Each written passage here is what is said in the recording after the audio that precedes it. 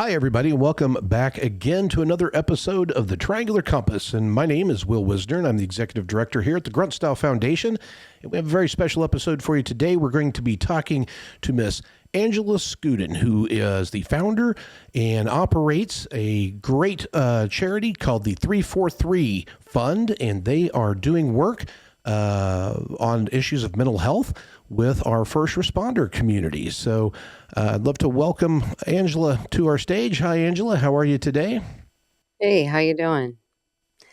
Very good. Thank you so much for joining us today. Now, for those in our audience who may not be familiar with your organization and the work that you do, I'd love to kick things off by having you just tell a little bit about your group and maybe a little bit about how you got involved in this.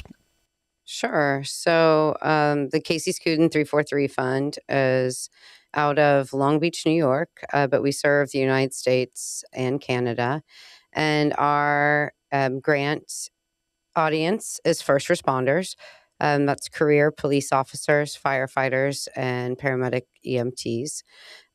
We are also working on opening a nursing section for our self-pay method, which is a pre and post journey integration container for people's psychedelic journey. So essentially, we send first responders and groups of other first responders for safe access to psychedelic medicines, and we do all the pre and post journey integration, small and large group, give you a coach, a breathwork facilitator, and then a community for a minimum of a year, maximum of a lifetime.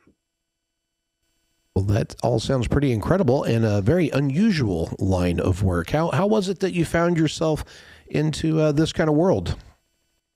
But I think this is the way every single person finds their way into this line of work. And it's, I almost died and no one could help me. And I had to figure out how to get back to health.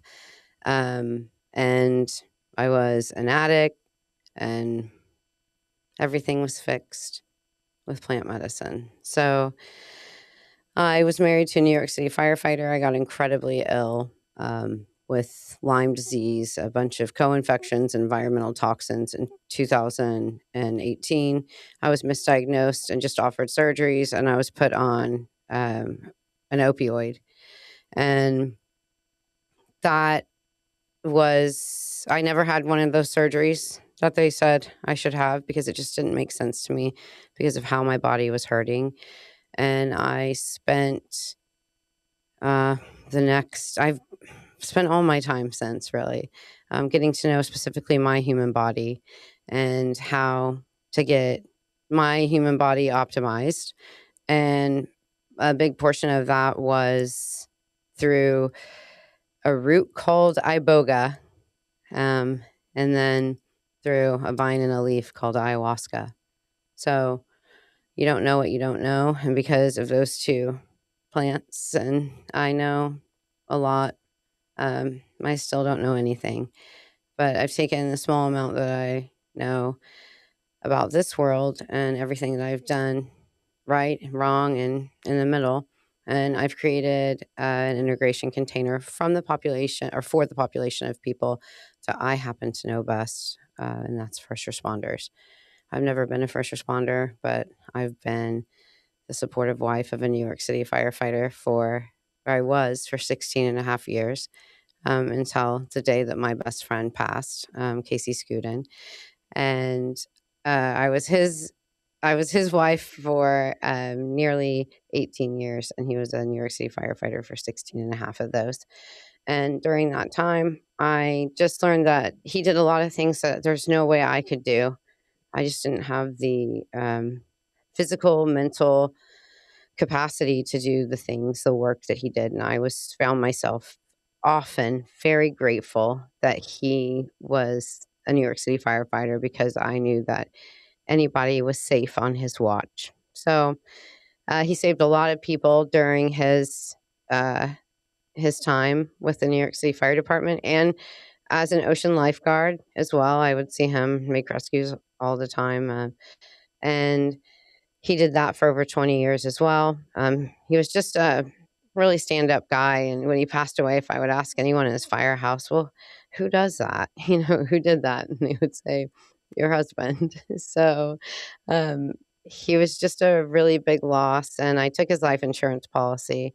And I realized, like, at the scene, how imprinted my family's tragedy that was happening live before the Asheville, North Carolina fire department and their EMTs, and what they were having to witness and what they were going to take on with them.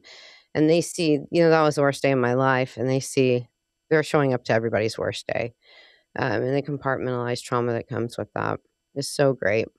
And so when I meet firefighters now on this end, helping them after they helped me, uh, a lot of them do have a suicide plan. 70% of the people, the grant recipients to my organization, do have a suicide plan. So 0% have one after. Everybody's still alive, and that's the ultimate goal. So it ain't Right. easy here. So now the actual full name of the organization is the Casey Skudin 343 Fund. And I understand that the 343 is really in reference to the number of first responders that we lost on 9/11. What is It has a few meanings. It's that Oh. which is just the tip of the iceberg for 9/11, the 343. We've lost so many firefighters because of 9/11, and so many first responders because of 9/11, and we continue to today. And that number was just oddly one of my husband's favorite numbers. Maybe it's because I was married to a New York City firefighter. So he would screenshot 343 if it would come up on the phone, and he would send it to me. And it was also happened to be the time of death on my husband's death certificate. So it happened at 3:43 p.m. A tree fell on our family while we were on a family vacation, and it claims hospitalized our children, and it claimed Casey's life. For years, Casey Skudin risked his life to help his fellow man, first as a lifeguard, then as a firefighter in Rockaway, Queens. A guy like that you just look up to, it's hard not to, right? But in a cruel twist of fate, it wasn't a fire nor a rip current that took Skudin's life. It would end up being a broken tree limb in North Carolina that fell onto the SUV that Skudin and his family were driving in. How do you explain a tree limb? I wish I could. I wish anybody could. Skudin and his family were in Asheville, North Carolina on vacation to celebrate his 46th birthday and Father's Day. The falling tree limb crushed the car, killing Skudin and injuring his 10-year-old son.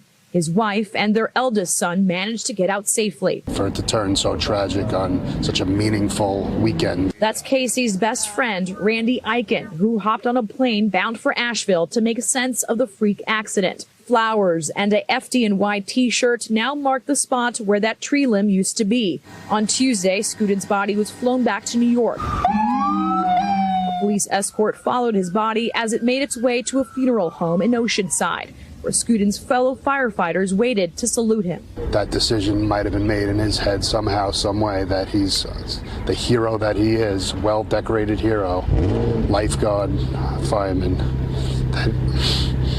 that he would make that choice. So it was at 3:43 p.m. So I figured for everything, I should name the organization the Casey Skudin 343 Fund. So that's where that came from.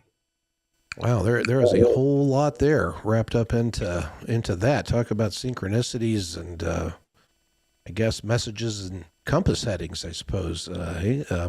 Well, tell us a little bit more about Casey. It sounds like you were very blessed with 18 years with your best friend in marriage, as you say. Who was he as a man and as a father, and what was it about his spirit that I assume has probably influenced your passion for this kind of work and these first responders? I'd love to get to know Casey a little bit through your story. Yeah, Casey he was just the best. He was just, anything he did was the best. Whether he was folding laundry or, fighting a fire, he was he was doing it the best. So perhaps I have a biased opinion, but the man was so great. He made my life so easy. He loved I think the reason why he made my life so easy and was the great man he was because he absolutely loved his job. His job as a New York City firefighter, he would always tell me, I have the greatest job in the world. I hope you're okay with how much money I make because I'm never going to make any more because I want to stay right where I am and do this till they kick me out. So um, that was definitely his passion. And it was fun being married to somebody who loved his job. And as part of that, he would come home and he would run the house like the firehouse. So he did all the laundry. He took care of all the kids and the school stuff. He was actually brilliant. Many people don't know that about him, but he was a valedictorian of his probie class as a New York City firefighter, and also top gun of chauffeur school. So he was just always excelling in whatever he did. And so it was fun to be married to somebody like that. He was also super physically fit. He was always working out. He rode his bike to work. I think even the January before he died, he clocked 200 road miles riding his bike back and forth to work. So it didn't really matter the weather. It was also difficult to get a compliment from Casey. Not for anything, but he just never really gave false words. So if he was going to compliment you or something or tell you did a good job, uh, you really felt the weight of that. He also wasn't somebody that was ever looking for a compliment. So everything that he did, the medals that he earned or whatever, they were always in a box. So Yeah. he was Yeah. just super humble, and I could always volunteer him for anything. I would say, "Oh, Casey will do it." And he would never get upset about it. He was also the most patient human I've ever met in my life, and anyone that works for me would attest to this, but he would sit and wait for me for hours if he was picking me up. He was incredibly thoughtful, and just would think of everybody, and especially me. So it's tearing up thinking of it, but whew, yeah, I had a good life being married to Casey Skudin. So part of our life included a really difficult medical uh, battle for me. And it's really what the backbone of the 343 Fund is, because that's how I learned about alternative healing modalities. And it might have been through the lens of just trying to claw to save my own life, but it led to the birth of this beautiful organization that, has to date shepherded over 200 people to a little bit of the healing that I was blessed to have found and accessed. And So yeah, my whole goal is just to kind of I wouldn't have healed if I didn't have this great husband. I wouldn't have been allowed to. That's a crazy statement, to be allowed to heal. But unfortunately, that's what we got going on in the Western world today. And we're in a fight right now, and a massive battle for our health, wellness, and well-being. And I'm in the middle of that fight. And the people that I'm holding the torch for are our first responders, and they're an incredibly marginalized community, and everybody thinks their tax dollars pay, great amounts for these people, and that they have this great health insurance. But when I really needed it, when I was sick, this great FDNY health insurance that I was told that I had covered $0, zero of what I truly needed to heal. So I ended up having to fly all over the country. Ended up having to take loans and all sorts of stuff to the tune of $150,000 just to get me back to a baseline. And I still wasn't healed after that. I wasn't even close. And I was told I was going to have to be on prescriptions and antiparasitics and antibiotics for 5 to 9 years. And the battling back for your gut after something like that is almost impossible. I was lucky to only have to be on antiparasitics and antibiotics for 2 years because I found bee venom therapy, and learned everything I could about bee venom therapy, and then started having my husband sting me along my backside for 19 to 26 stings every 4 days. And that became our relationship bonding. Hey, you're home from the firehouse? Great. Can you sting me real quick? And yeah, the last 2 years of our life were actually just bonding. He was my nurse, and I ended up with a PICC line in my arm, and he would give me my daily IVs. And yeah, there is no fuel like unconditional love. And his unconditional love for me was proven in the 46 years that he walked this earth, for the last 19 of them. He was either my boyfriend or my husband. So I was blessed to have him, and I am honored to carry his legacy through with the Casey Skudin 343 Fund, shepherding people through what he allowed me to learn while he was here. Wow, that is an incredible story, and my condolences for your family's loss, Angela. It's the caliber of guy that finds themselves in places and groups like the FDNY. Those are true heroes through and through. And you're right. I don't know that general society fully understands everything that is that extra weight, that those types of folks have to carry. Now, when did you find your path to plant medicine?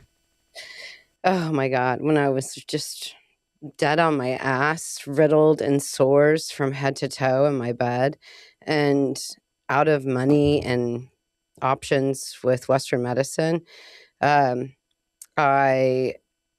found this frog, the giant green monkey frog, and it secretes this waxy secretion when it's for its predators, and it's full of peptides, and it's called Kambo, Kambo, and that was the first plant medicine that I worked with.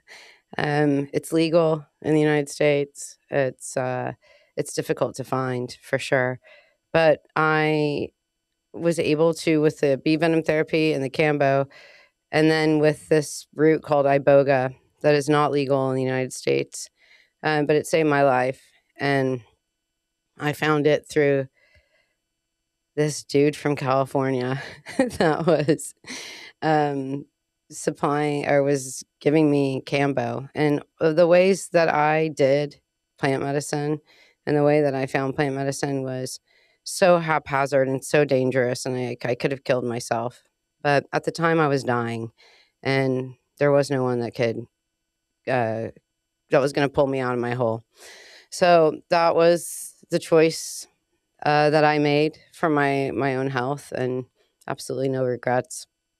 I ended up doing everything wrong back then, and now I've learned, how to do everything the right way. And to be honest with you, we're people like me, and people that have started organizations like this, and people that are involved in psychedelics, like we're learning this as we go here together, and everybody's trying to come together with all the experts. But, we haven't been allowed to use these modalities legally, and for something like iboga or ibogaine, it's not even scheduled in the United States. So it's not really been studied at all.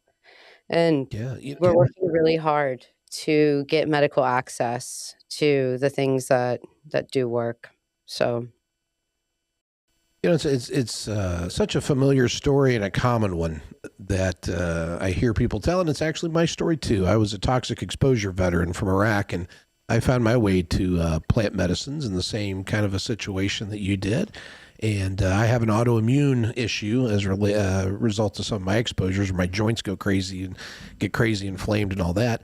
And I also found relief in combo, and to the point where I became a practitioner. I'm a practicing combo guy, and that was Same. also one of the things that has been very helpful for me. And I'm tickled to hear you say that that has played a major informative role in your life as well. So, small world. Didn't think I'd run into somebody with that similar of a story today.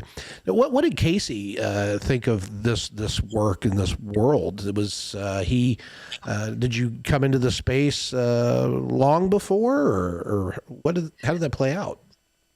Oh my God. He thought it was nuts. He would think he trusted me wholeheartedly. And I would be like, hey, I'm gonna, can you sleep downstairs tonight? There's gonna be some guy from California giving me some iboga in the living room. But he knew me and he trusted me and he gave me one directive, and it was, I need you to find your way back to me. And so I said, all right, it's going to get a little bit weird here. And he said, I will literally do anything you ask me, and get you whatever you need to heal. So, yeah, so he started just trusting me. And then I think the proof was in the pudding, um, when he started to see how I would rebound from these modalities. And I know one time when I was served uh, some Cambo, I got a whole body rash. My whole body turned into a hive. And I sent him a picture, and he said, "Okay, at what point do you go to the hospital?" And I said, "No, I trust this. I trust this medicine." And it wasn't just a, God, I'm being an idiot. I'm not going to the hospital. I had gone to the hospital, to the emergency room, and maybe you can relate with this, so many times during my journey, and there wasn't a damn thing that they could do for me, and there was nothing that they knew, and I already knew that there was nothing for me there when it came to healing this. So I had quit wasting my time with that, and then all they would do was give me pain pills, or pain medicine, and that wasn't what I was looking for. I wasn't looking to Band-Aid. I was looking to expose the root cause and heal my body. So, yeah, he started just to see that I was advancing, and he was like, "Okay, yeah, this works." So then he started to be like, "Yeah, well, I believe you." The other thing that I was doing, there's a book by a guy named Daniel Britt called Iboga. Um, I don't know, iboga something, like the root of something, of all healing, I think. Iboga, the root of all healing. So I got that book, and it's actually one of the few books in life I think I've ever read. Um, but I gave him that book to read, and I'm like, "Just read this, and this is what I'm gonna try next." And that's he said, "Yeah, go for it." Um, I tried iboga. I vomited all night long, and I had no visions whatsoever. Uh, but I slept every single day of my life since that journey, unassisted from any drug, including the night I watched my husband die. And I knew it was the power of that plant. I knew that I had gotten the ability to just say, shut it down for tonight, and we'll see you tomorrow, from iboga. And I have that ability to this day. So, Angela, could you tell us a little bit about what ibogaine actually is and how it is working for those that are watching that this may be the first time they're hearing of this? Well, they originally discovered that ibogaine it's an alkaloid that comes from the iboga plant, which is a root bark that is from Gabon, Africa. And ibogaine is just one of the alkaloids from that. And uh, we don't really know everything that it does, but so far, what we've learned through limited studies, one of them is a study done by Dr. Noel Williams at Stanford University. And it took 30 operators and gave them a brain scan pre and post ibogaine. And all of them had a traumatic injury or brain injury, better known as a TBI.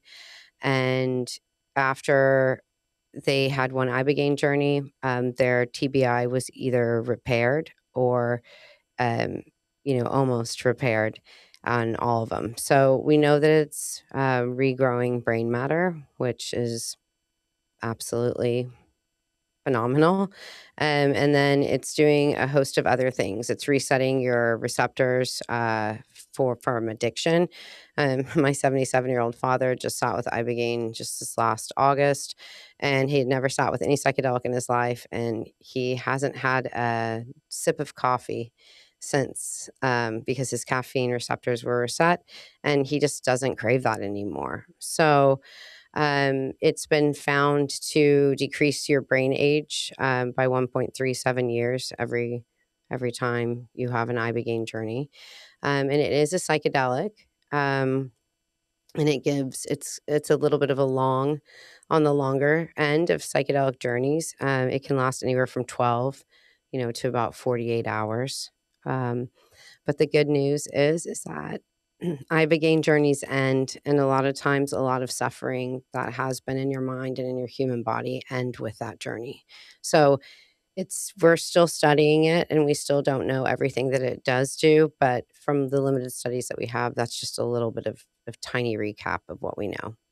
Yeah, that's fantastic. And yeah, and I do understand that one of the miracles of this thing is, as you mentioned, it is regrowing the white matter in the brain. And so this is an area that's impacted with a lot of neurological conditions. So, I've heard tell, you would know better than I would, is this true, that this is not just like with issues like Parkinson's, for example. This is not just treating or masking the symptoms. This is literally regrowing parts of the brain that are curing this type of a disease. There are clinics. I know Ambio itself has a neuro program at their clinic. That program's a little bit different. You don't get flood dosed like you do with non-neurological issues, but it's a completely different program. But it is specializing in those neuro conditions, and that would be things like Parkinson's and MS. So it's incredibly promising to hear that there's something on this planet. And I look forward to all the other compounds that we start finding. I really do believe that ibogaine is just the tip of the iceberg. I want to talk a little bit about the first responder side of things. So I think we were talking before the show, we expanded the reach of our foundation to include first responders at the beginning of 2025. Now, there's a lot of parallels that I've come to learn that are in that community, of which I didn't really know a whole lot about. The fact that firefighters and EMTs and paramedics and police, they see war level trauma daily. And for these guys that are on very long careers, that's a lot of stuff to carry around.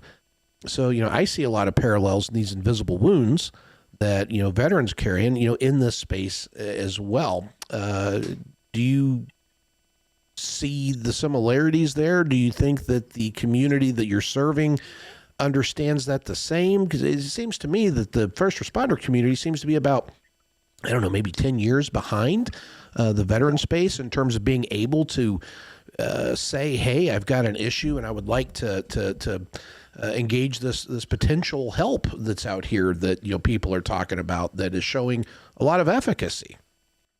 So there's major there's similarities, and then there's major differences. And the major difference for the first responder community, and more so for the police officers, is that it's not okay to say you're not okay.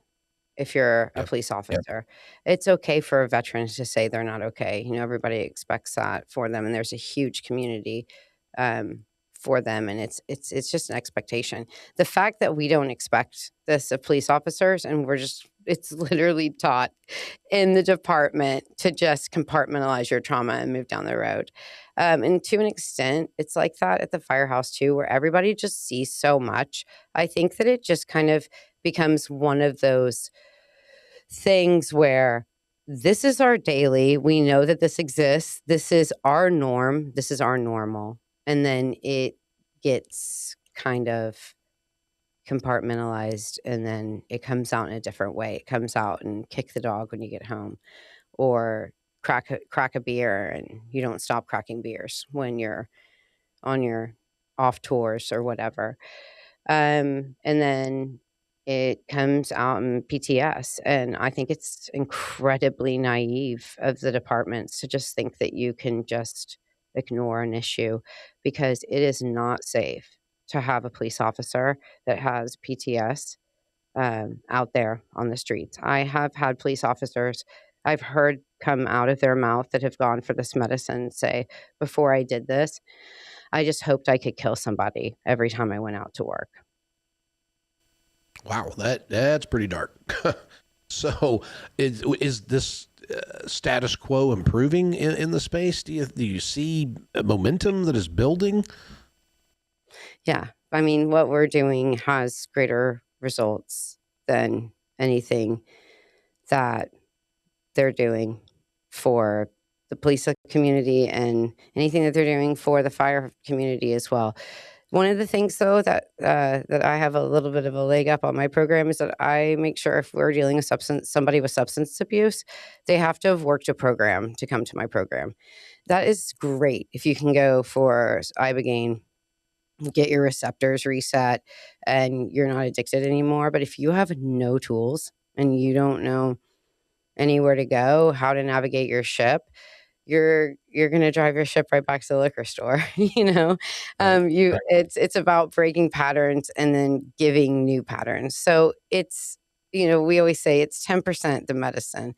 I tell everybody, if you're going to go for ibogaine, you're going to have a 5-day vacation down in Mexico. And that's the easiest part of your entire journey.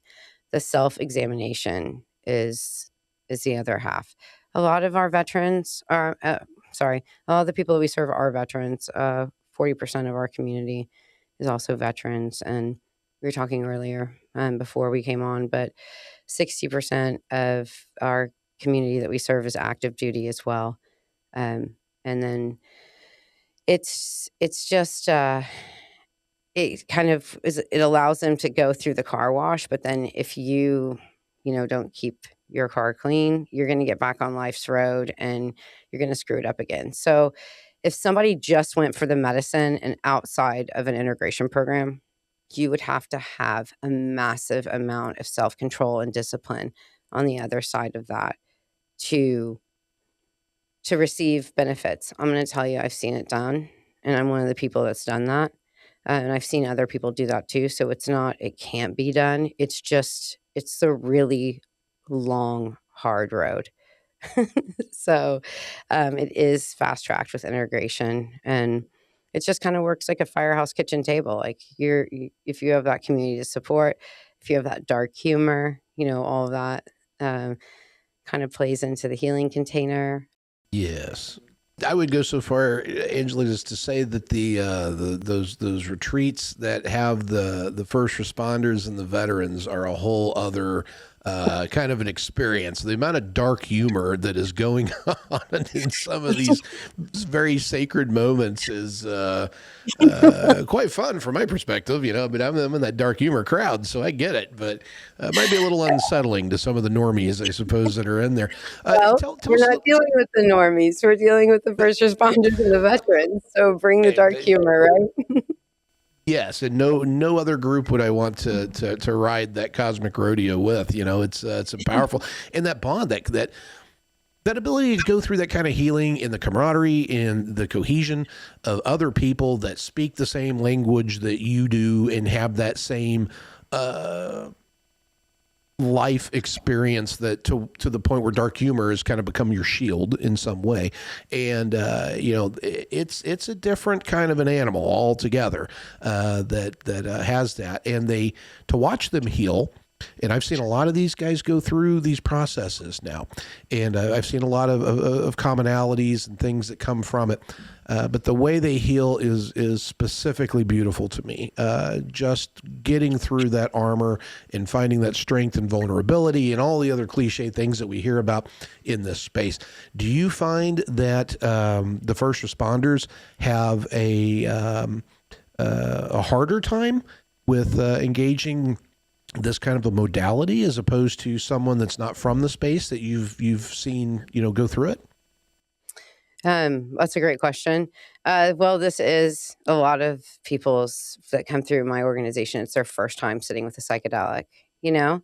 and for an operator or, a police officer, any kind of first responder, to give up control of something so cherished, their mind, Yeah. even partial control of their mind, is asking a tremendous amount, and telling them, hey, we don't really know what's going to happen, and neither do you. And you're really not going to be able to describe this when you come out the other side. You're asking a lot from someone, to say that to them, and to take them through that journey. But you're also asking them to trust you, that, and how do they get that trust? They get it through the stories of everybody else that's been through. Hey, and feeling seen and having all their questions answered. So we have an extensive pre-journey integration program that actually takes them in small groups and even in the group that they're going to go with. So everybody knows everybody before they show up. And then we do a dinner the night before, so everybody meets each other there. You have to make friends with people for the hurry up and wait moments during the psychedelic therapy. So everybody's kind of onion is peeled back by that point so that they can start focusing on themselves. The ego kind of gets put away. Everybody sussed everybody out already. And now we're ready to get to the good stuff.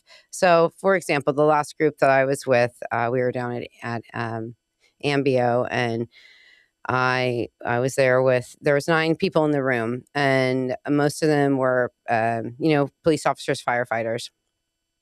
And we were talking about, we were talking about sexual assaults and how many people had been sexually assaulted as a child in that room.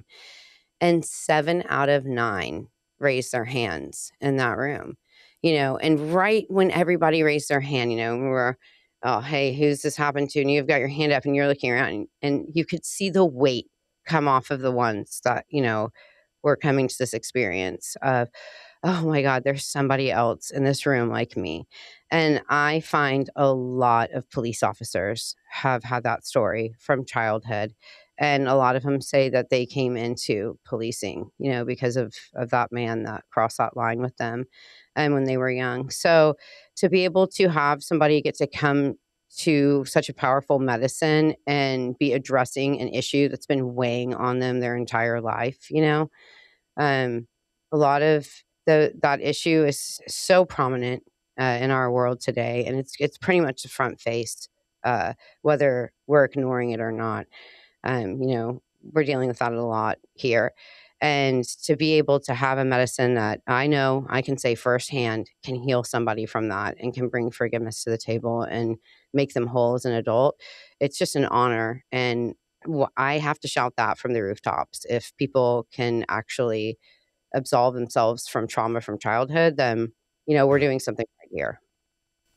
Yeah, and whether it's and I've sat in these circles with Navy SEALs and all these other whiz bang spec op guys and all this kind of stuff, and it's been my experience that pretty much everybody that goes through that before they even get into any kind of wartime trauma or any of that kind of stuff, big stuff is always rooted in childhood. Has that been your experience as well? Yeah, yes and no. It's I hear people say all the time that they think that they're coming to deal with an issue, that they think Yeah. that they're going to have to face something, wrongful killing, best friend dying in front of them, another kind of shooting or car accident where the victim was in their hands and they were bleeding out and they couldn't do anything about it. All these horrible stories, and then they say, yeah, that it was about something completely different than they thought it was going to be about. So the thing I like about psychedelics, and I like to tell people, um, I 100% believe that you do not get shown anything that you are not prepared to see, Right. that you're not ready to see. And this, they're not, they're for your greater good. They're for your healing. So they're not, psychedelics are smarter than us, and they're not trying to backslide our trauma. They're trying to get us to work through and let go of that trauma identity and then rewire and reframe our story. Yeah. How do these guys that are, and I'm assuming most of these folks that you're working with on the first responder side aren't out of the game. These are not retired folks, right? These are all active serving guys and gals in their community that are going down doing this work, and then they're coming home, and then they're going back into the meat grinder, so to speak. What is that like? Are they able to re-engage in a different way? What's the anecdotes that go along with that? I know in my space, it's primarily veterans that we're working with, so there's not a going back into the dark kind of an element to it. So this is a little different. I'd love to hear about it. Yeah, it's amazing to be able to take a SWAT officer, that wants to put the gun in their mouth, and they go for an ibogaine treatment, and you put them, and they go back to work, and they're they're an empathetic police officer, saying, "Oh, we're making more empathetic police officers." That kind of goes against the trend right now about what everybody thinks about the police, and a lot of times what it looks like the departments want. So these are human beings, though, and I think it's important to remember that our first responders are human beings, and they're doing a job that nobody wants to do, and they're having to go through all sorts of stuff for a pretty shitty paycheck, and people just need to remember that, and this is medicine for human beings. It is for human beings' greater good. We have had people that have had concerns over, are they going to lose their job? And I've said that to them. You're retiring in 3 years. Do you just want to wait? And they'll say, nope, I'm not going to be here to collect my pension because I'm going to eat my gun. And I think that's kind of the only sentence that people need to remember. And just remember that people are allowed to want to live. They are allowed to be here and try to fight through those suicidal ideations. And I think it's our job, as humanitarians, just as humans, if we know about this modality, to make sure that we are fighting as hard as we can so that our brothers and sisters can access this more freely, and the stigmas behind this are gone for their families and for the departments. Yeah. So now that raises an interesting question for me. You're saying these folks are worried about, getting in trouble for going down there. So most of these folks that are coming through your program, are they having to kind of do this on the down low and kind of keep that under wraps, or is their organizations aware? Are they supportive? What's the score? It depends on what where you're talking about. If we're talking about, a place like Tulsa, Oklahoma, and their fire department, like their union is behind us. If we're talking about different PBA support, and right offhand Oregon PBA, like they're behind their people. So it's kind of, just like everything else, departments and There's the departments. areas in the world where the work needs to be done, I guess, still to do. And I guess you are also engaged in some of that work as well. I know you're an ambassador for Americans for Ibogaine.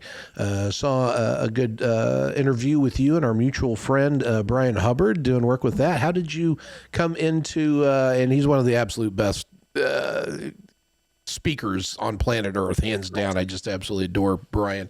And how he spits his wisdom is unparalleled. How did you get connected with them?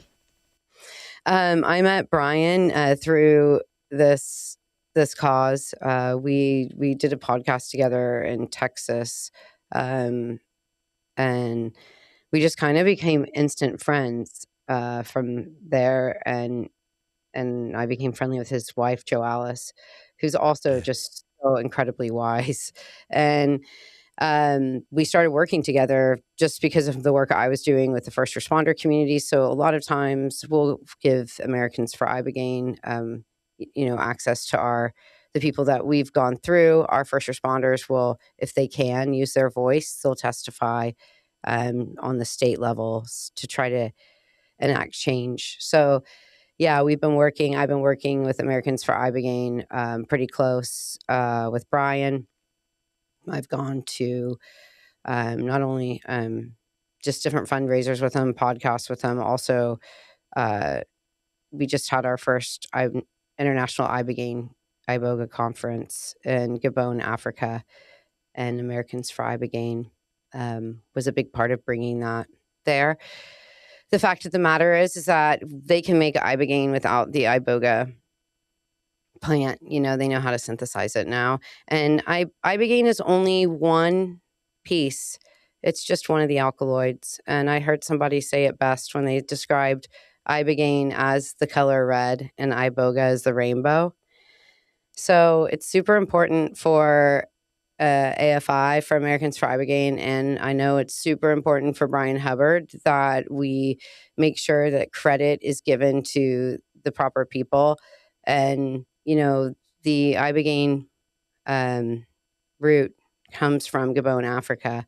And we just want to make sure that we don't have a lot of control and Big Pharma takes something over, but if we can set up the frameworks to make sure that the government and the people of the nation that held this route are compensated and that we do things right, it certainly makes things feel better. And that is also part of Brian Hubbard's mission. And it's a big reason about why, I would follow Brian Hubbard anywhere. Yeah, he's pretty inspirational kind of guy. After you listen to Brian talk, you just kind of want to run through the wall and build a log cabin. I've heard people say that before. He's got that effect on people. Just a tremendous guy, man. So you're talking a little bit about the synthetic stuff. I didn't know that they were that far along. Is there much of a difference between the experience and the outcomes with the synthetic stuff versus the natural stuff? Well, most of our medicines are synthesized from plants, just in general. Most of our medications in this world, they come from plants. And, Big Pharma's worked a really long, hard time to try to make money off the backs of plants and to kind of brainwash us. But when it comes down to it, we pretty much have everything we need. If we just take a little bit extra time to make a tea or a tincture or something like that, we could take care of ourselves. But yeah, everything, this is science, and we want science to win, and we want to be guided by plants and by great minds and come up with discovering a lot more alkaloids that come from that iboga root, because if this one can do so much, what can everything else do? So yeah, absolutely. Well, let's talk a little bit more about the program itself and just how it works. Could you walk me through what is the experience like if I'm a first responder and I'm seeing this podcast and I want to reach out to the 343 Fund and see if there is hope for me there? What does that look? What happens from the time I fire off that contact email? So somebody's going to give you a call, within 7 days, likely right away, within 24 to 48 hours. And they're going to do an intake call with you. We require that you have a journey buddy. Most of the time it's the spouse, but it must be somebody that knows you're going through this. That is not your child. We do have taken children under certain circumstances, but they have to be of a certain age. But we want somebody that we can call if we need to check in on you. And then we call you, we do an intake, and then we're going to call your journey buddy. We're going to call your wife if they're your journey buddy, or we're going to call your friend. And we're just going to make sure everybody's on the same page and that they know where to go if they're not, to get more resources, and that they're in support of this. This is a difficult journey. This is difficult work, and it requires, it doesn't require you to have somebody in your court, but if we can have somebody in your court, then we want to do that. And part of the journey as a first responder is getting community support. So that's kind of where the community support starts. If this person's detoxing off of SSRIs or whatnot, we'll also give them another journey buddy that they can call. That's not their coach, just somebody who's gone through this and can see them through that process. That's the most dangerous time during this journey, is actually when people are doing a medical detox, to come off of some of the things that they're on that they wouldn't be able to be on if they were going for an ibogaine journey or for ayahuasca or something like that. We also make them get cleared by the facility first. So they would have already had to fill out an AMBO application and get approved by AMBO before we would be able to get them approved. We actually had a guy this week that filled out an application, was waiting to get approved. He didn't start his process with us yet. We were pending the provider's approval, and he found out that he needed a triple bypass emergency. So he was not approved for ibogaine, but he was approved for his triple bypass that he had this week. And I kind of chuckled to one of my colleagues, and I said, "Look at Psychedelic saving his life, and he didn't even have to take them." So, in a case like that, what a disappointment to go through so much of the process and to emotionally invest yourself into something and then find out you need a triple bypass. Like, then you're probably thinking, there's nothing left for me. There's nothing next. So we try to keep everybody as emotionally secure as we can during the process. And that's why we do things the way that we do. And part of that is, they have to get approved by the clinic before they go. Now, coming through with us, we're not going to give you money for your psychedelic journey. There's a lot of reasons for that. I used to pay everybody's way for their psychedelic journey. And if you have skin in the game, show up for the game a little bit different. If you cannot come because you absolutely don't have the money, we're going to find you an organization that can give you the money for your, for the majority of your psychedelic journey. And then from us, you're going to get a grant if you're approved for a pre and post journey integration container. What does that word mean? Everybody says integration all the time and nobody what it means. Nobody knows what it means and nobody ever really explains it. And I feel like for some of the first responders, it's a trigger word. But integration just really means how you're going to move forward every day with the rest of your life. What are your new tools? What are your new habits? What are the things that I pick up now instead of alcohol or kratom or something or cocaine? There is a very large amount of first responders, not so many police officers.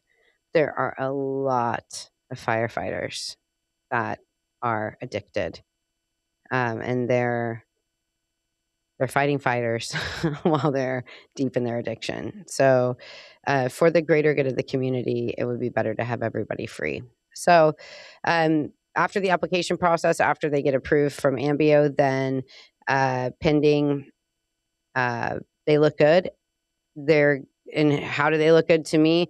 They're ready to take responsibility for their addictions. We also require, if you are dealing with addictions, that you're working a program. I was just talking to one of our board members yesterday, and he said in his group, one of the firefighters said to him, "Hey, how do you know if you're an alcoholic?" Now they're at the facility getting ready to get ibogaine. And he said, "What do you mean? How do you know?" And he said, "Yeah, how do you know if you're an alcoholic?" And he said, "You don't know you're an alcoholic?" And he's like, "Well, I'm trying to figure it out."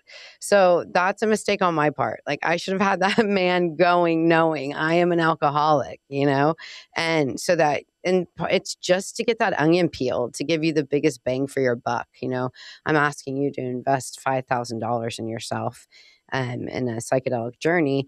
I better show you some results at the end. And I promise you I will if you do everything that I say. And so having them work a program for a minimum of 60 days is part of that. And it's just so that they have a new direction. You have to change your mind. And changing the human mind is not rocket science, but it is incredibly difficult. And people will choose the hell they know. And so we want them to know what their other options are. And that's why we take a hard line on some of these things. I send every single person through that I can, that I get in front of me and that I think is ready to heal. Do I know everything? Do I know if you're 100% ready to heal? No. But I base it on everything that we've learned through our mistakes and everything that we've learned through our own personal experiences. And right now, we're booking Actually, I just got a few more weeks from Ambio and the in-between, so I think we have some spots open in May. May and June are how long you have to wait. Now, if you're going to go through the service provider outside of that, you're going to pay over $2,000 more. You're also not going to get a first responder group, and you're going to wait a lot longer than a year, and none of the pre and post journey integration is included. We have something going on at 343 Fund every single night of the week except for Fridays. And we have a minimum number of pre-journey coaching sessions and post-journey coaching sessions. We also do small group integration and we do large group integration. And we have a minimum amount of small and large group integration meetings that you must attend. You are a member of the 343 Fund for minimum of 1 year and maximum of, as I said before, for the rest of your life. So. Wow. So now you are, again, just to make clear for everybody listening, you are working with first responders all across the country. Is that correct? You're not limited to any specific area? No, the entire United States. And you're funded primarily through individual donations. Is that correct?